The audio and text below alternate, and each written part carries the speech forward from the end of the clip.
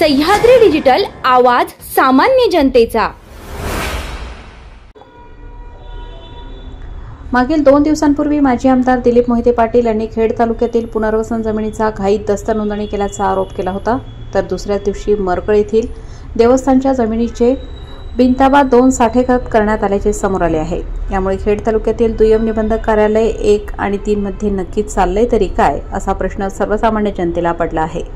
खेड तालुक्यात पुनर्वसन जमीन व्यवहारात लँड माफिया आणि अधिकाऱ्यांची मिलीभगत असून नियम डावलून बहुळ येथील 535/2 या पुनर्वसन 80R क्षेत्राचे खरेदी खत खेडच्या दुय्यम निबंधक कार्यालयात शुक्रवारी दिनांक 25 जुलै रोजी घाईघाईने करण्यात आल्याचा आरोप माजी आमदार दिलीप मोहिते पाटील यांनी केला आहे।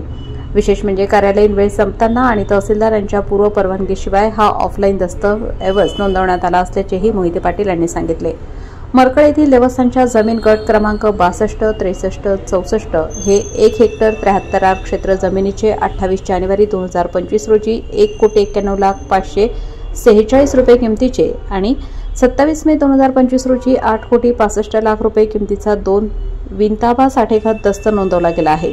विशेष बाब म्हणजे न्यायालय आणि वरिष्ठ अधिकाऱ्यांनी एवढ्या सूचना दिल्या असतानाही खेड दुय्यम निबंधक अधिकारी खेड येथील दोन्ही कार्यालयात या जमिनीची ऑनलाईन दस्त नोंदणी करण्यात आल्याचे ॲडव्होकेट निलेश आंधळे, सामाजिक कार्यकर्ते बाळासाहेब चौधरी, मरकळ येथील प्रसाद घेणन, बबन खेसे यांनी हा प्रकार उघडकीस आणला आहे।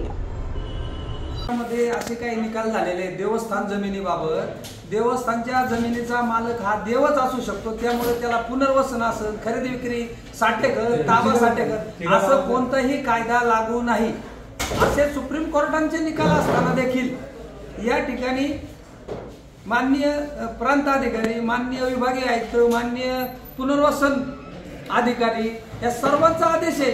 7/12वरती त्याचा सेरा आहे तसा की हे याचं कोणताही हस्तांतरण बंदी करू नये, तरी देखील या ठिकाणी 2 साठेखत झालेली आहेत बेकायदेशीरपणे, असं आमचं म्हणणं आहे।